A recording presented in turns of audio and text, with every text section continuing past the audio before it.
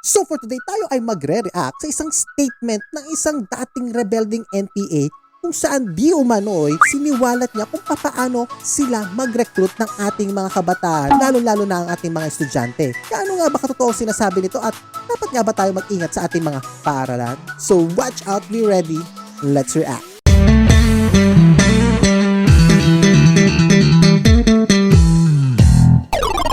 What up guys, this is Jar from Just TV. We're back another episode of Reaction Time. At yun nga po guys, nung nakaraang araw lamang sa Senado, meron silang pinag-usapan tungkol sa red tagging at ang militar naglabas ng isang resource person kung saan di umano'y siya isang dating rebelde at ngayon itinuturo niya o sinisiwalat niya kung paano ang style nila ng kanilang pagre-recruit. Disclaimer lamang, hindi natin sinasabi na katotohanan ng kanyang sinasabi or di rin naman natin sinasabing kasinungalingan. However, titignan natin to bilang isang half-truth, half-false muna. Kung bakit half-truth? Kasi kung totoong sinasabi niya, at least kahit papaano, malalaman natin ang galawan o ang style ng mga recruiter na to at para kahit papaano, alam din natin kung paano iingatan ang ating mga kabataan, lalo na ang ating mga estudyante sa mga iba't ibang universidad. So let's watch.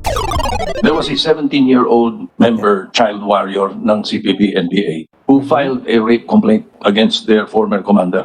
Sa mga pagkakaalam nyo, sa tagal ninyo doon, gano'ng kabata ba yung mga nagiging recruits? Magandang araw po, sir. Eric.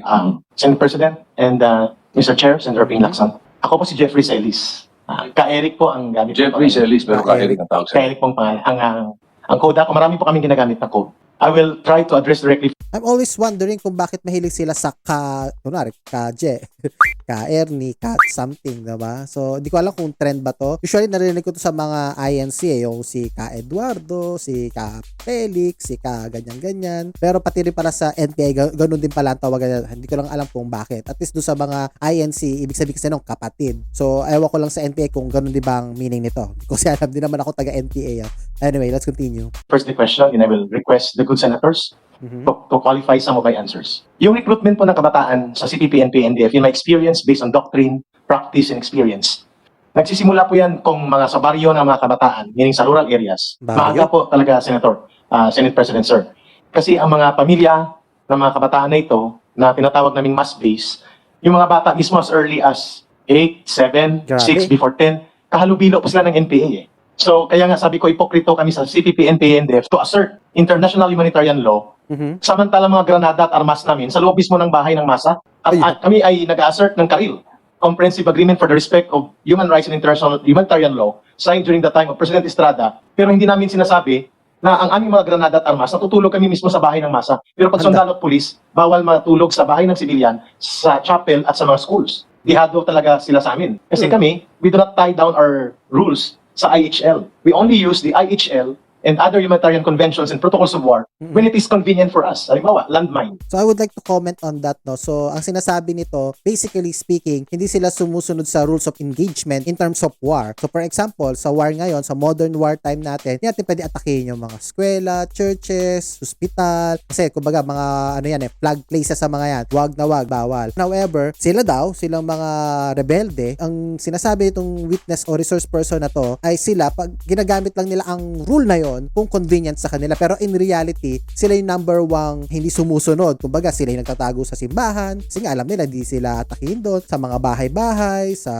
komunidad, sa eskwela. So which is hindi ko masabing hindi purong sinungalingan kasi in reality sa mga past news natin makikita naman natin, di ba, may peace talk tapos inaatake ang certain places kahit may mga peace talk. So di natin alam kung so loss of command. I'm not sure kung ano nangyayari sa grupo nila, kung bakit may ganong kahit peace talk, may patayan. I don't know. Let's continue. Sa tanong niyo po, paano na i-involve ang kabataan? Two ways. Kung sa baryo po, kahit hindi sila recruited dahil masa sila, mass base area yon, doon mismo kami nakatira. Doon kami mismo nag-organize, kasama namin ang mga magulang nila. So the children are exposed to the horrors and dangers of war. Informal recruitment. Dalawang recruitment kasi ang kabataan, Senator Soto, sir. Dalawa pala. Sa schools and universities, urban areas. And then the other side of recruitment sa mga baryo. Kapag schools and universities po, ang recruitment ay nagsisimula, usually sir, minor ka pa niyan eh. When I was recruited in the West Visayas State University, I was about to turn 18. Ang malala ngayon, nakita ko in the last 10 years. Papunta sana ako ng tanong dyan eh. Paano ka na-recruit? Saan ka nag-umpisa? Ano nangyari? Na-recruit po ako sa West Visayas State University. It is a premier state university sa Iloilo City in 1991. Ang unang organization na na-recruit, ang nag-recruit sa Sino akin, nag-recruit sa'yo? namatay po siya. Pinatay siya sa loob ng bus Patay noong na yung March recruiter. 2019 last year. NDF consultant siya. Ang pangalan niya po ay Randy Felix Malayaw. He's also a good writer, just pareho kami mga College Editors Guild.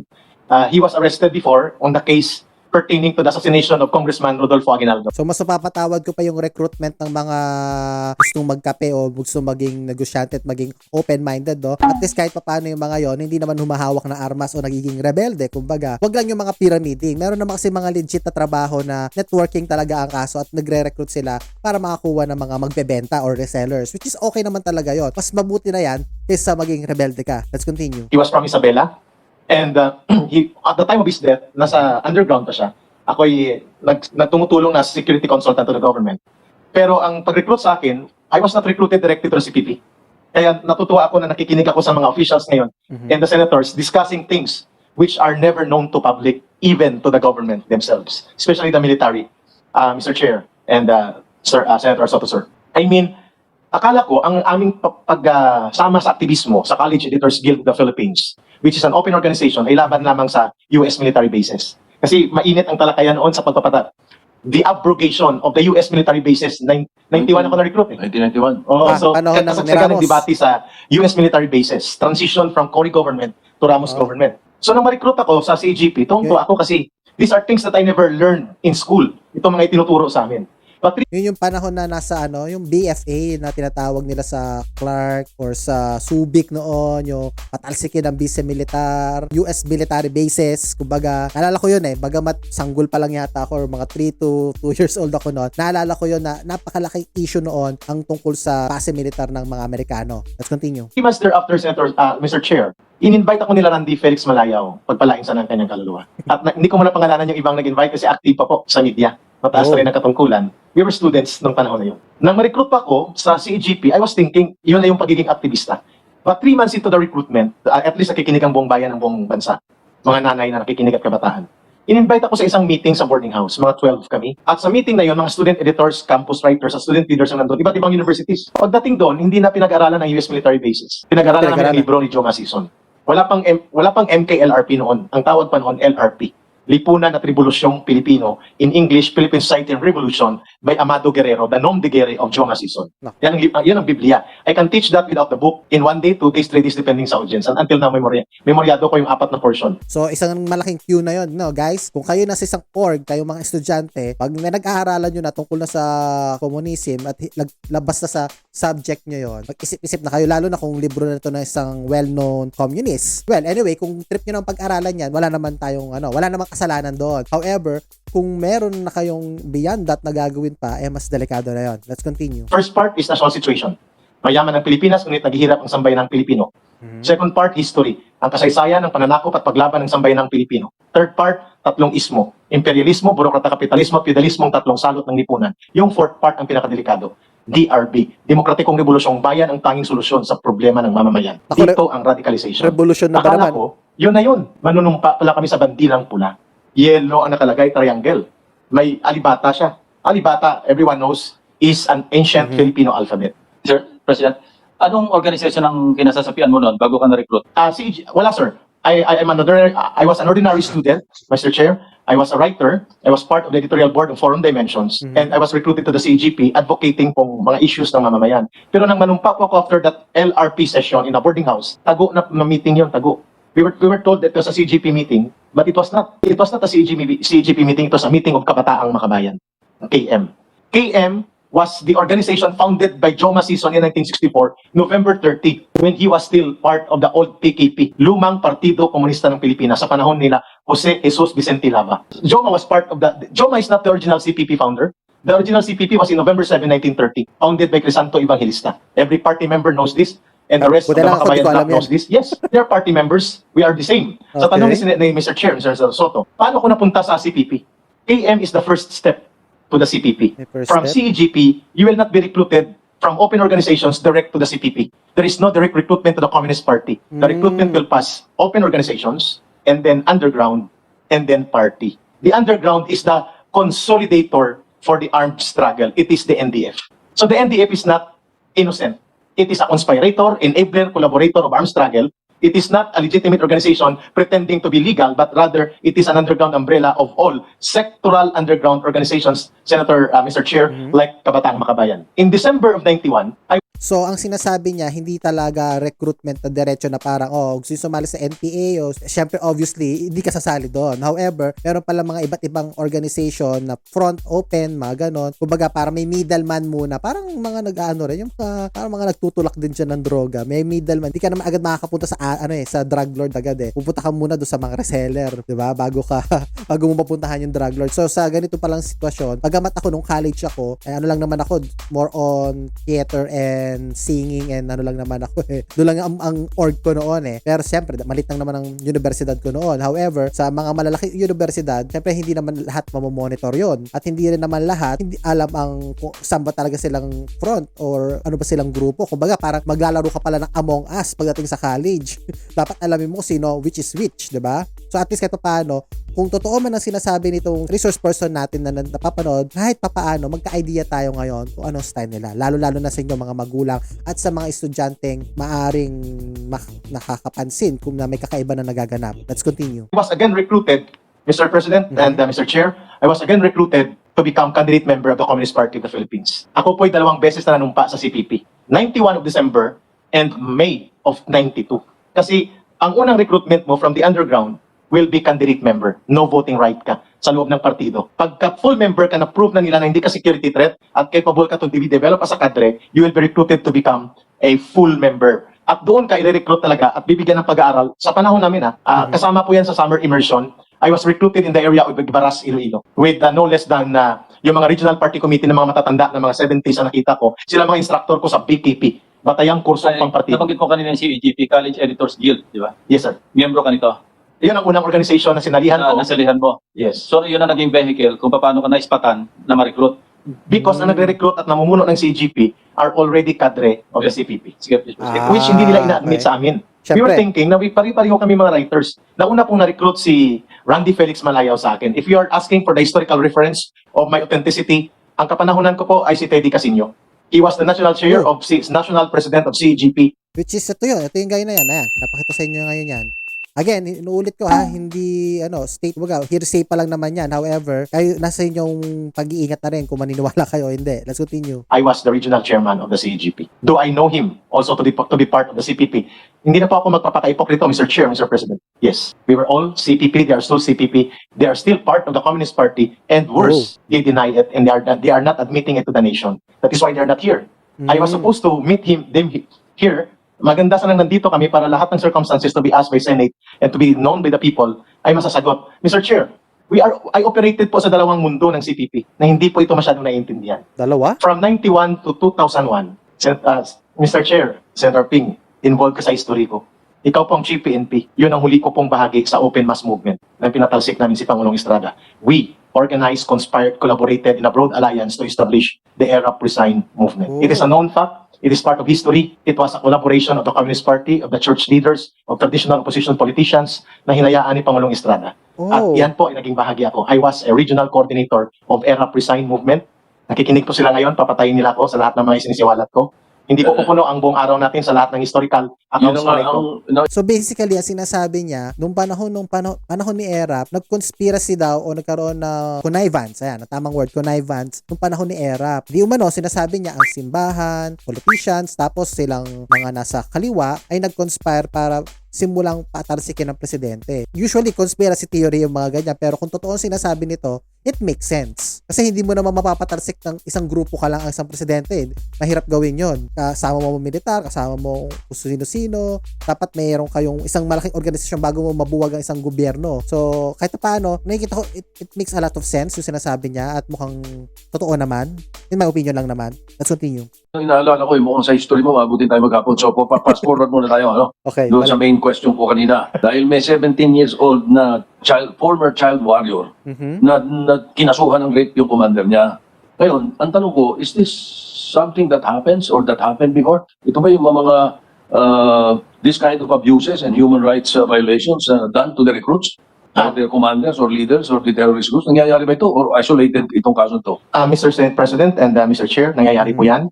Sabi ko nga, Anong tatag mo sa Marxismo, Leninismo at Maoismo pag tinamaan ka ng prinsipyo ni Freud ng libido, malilimutan mo ang disiplina ng Marxismo, Leninismo at Maoismo? I confirm the question of the Senate Okay. President. Nakakapuso ba ang mga kabataan sa Sa sulat kabaihan? ni Yes. former Congressman Colmenares, ang request niya kung pwedeng yung mga resource persons na mag-aakusa, dapat may personal knowledge. Tatanungin kita ngayon, meron ka bang personal knowledge sa alinmang pangyayari na binabanggit mo? Ang testimonya ko po ay mayroon akong personal knowledge. Mhm. And to Mr. Chair, with your indulgence, I would like to address also Mr. Nery Colmenares, Mhm. my former comrade in the CPP.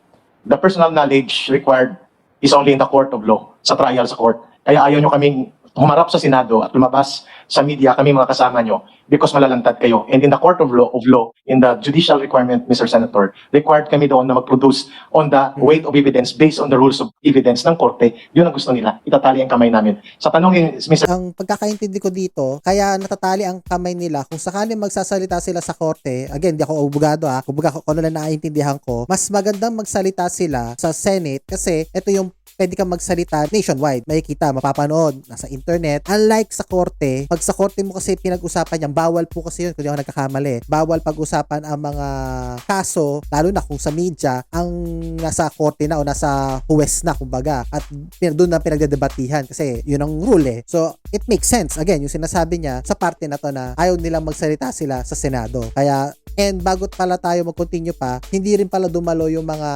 nasa kaliwa or yung mga inaakusahan na sila daw ay makakaliwa. So, FYI. Anyway, ilalagay ko na sa description down below tong video na to. Gagawa ko to ng separate video para mapanood nyo ng buo ng walang interruption. At yung ibang mga, yung buong details na 6 hours na Senate hearing.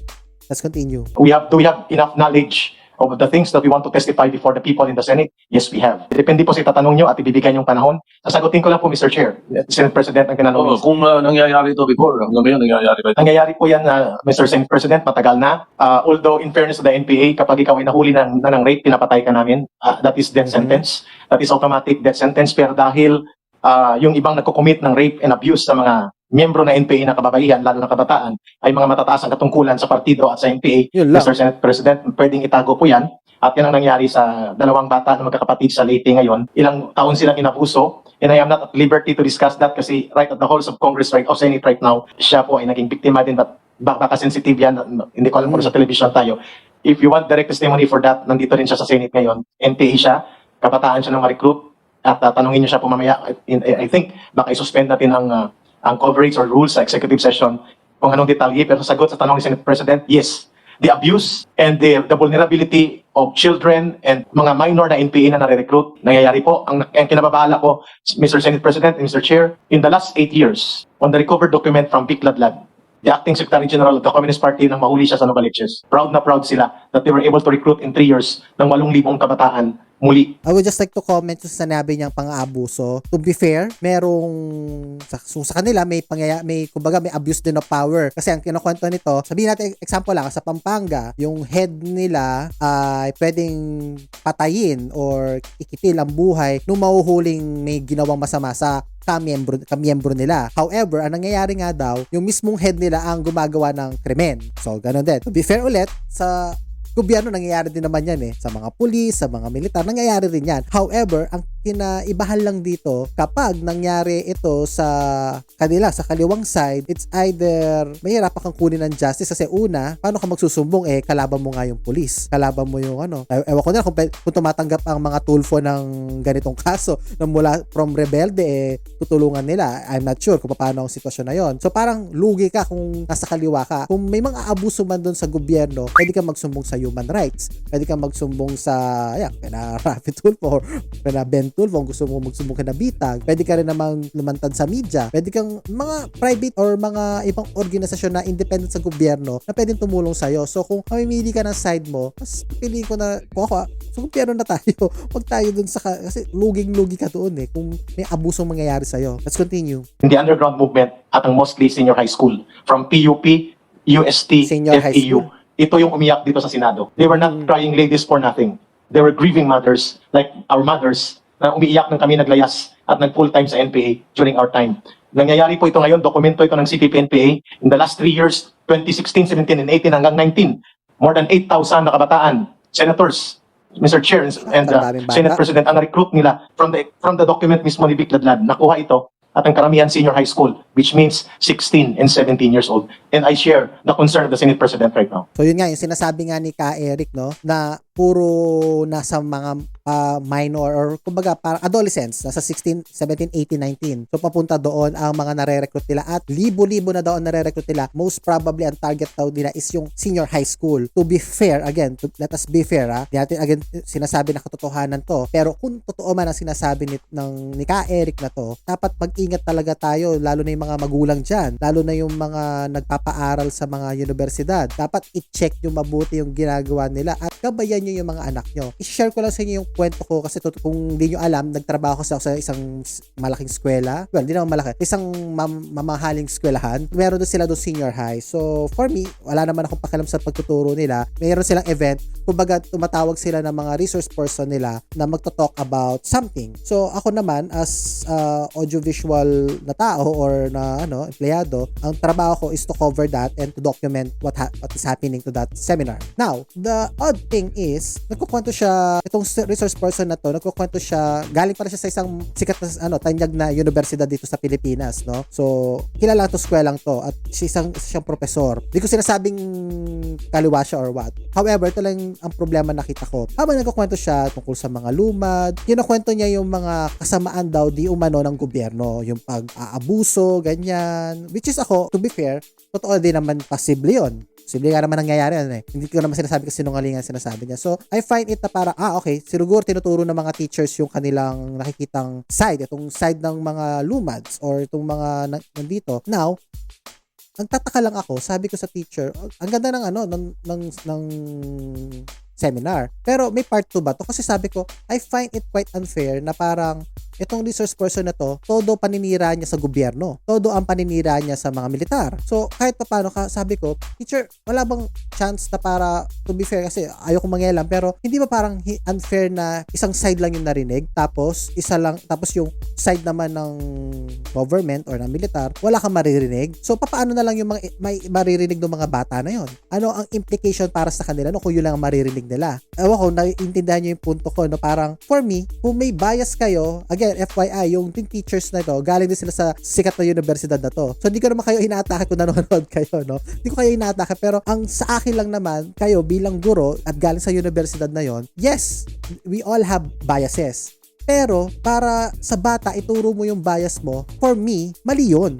Kasi, bakit mali? Bakit mo itunuturo sa kabataan yung bias mo na hindi mo naman tinuturo yung kabilang side? And then, nangyari ngayon, ang observation ko sa senior high ng school na to, lahat sila, hindi naman lahat, pero most of them, galit na sa gobyerno. They are critical. Okay lang na maging critical sa gobyerno, pero ang dapat ituro mo rin yung fairness. Once na galit ka na sa isang bagay, wala ka na makikita mabuti doon eh. So, nakikita ko yung Facebook, mga post nila, may ibang okay, may iba naman na talagang todo galit na wala nang mabuting ginawa. So parang nakita ko yung bias mo as a teacher, tinuro mo ngayon sa bata, yung bata ngayon galit. Kasi nung panahon namin, ayoko na lang magkwento, ayoko na lang masyadong mabato, pero gusto ko lang ikwento, nung panahon din namin, nung ganyan din edad ko, tinuro rin sa amin yan eh. To be fair sa aming social media tuloy, sa social studies namin, bagamat tinuturo niya na galit siya sa Marcos, tinuturo rin naman niya yung mga kahit paano naging good side nito eh. Yun ang tamang teacher para sa akin. Hindi mo tinuturo yung bias mo, kundi ituro mo both sides. Para yung bata, hayaan mo siya ang mamili kung ano sa tingin niya na ang tama. Let him judge. Kasi parang ang problema ito, dahil tinuro mo yung bias mo, lahat yun, galit na. Wala na matino. Nila. Comment down below guys kung ano masasabi nyo at pasensya na medyo napahaba tayo ng kwento at again, mag-ingat po tayo, hindi natin sinasabing katotohanan sinasabi, hindi rin naman kasinungalingan. However, ang importante is kung totoo ang sinasabi niya, makapag-ingat tayong lahat, makapag-ingat ang mga kabataan, lalo-lalo na yung mga kabataan natin na nasa universidad. So that's it for our episode. Don't forget to like, comment, and subscribe. Share nyo na rin itong video at i-click ang notification bell para updated kayo sa Rita Sapili. So again, see you next time. Ingatan po kayo ng Diyos sa inyong paggawa and God bless sa inyong lahat. Bye-bye. Hey do. Bye-bye.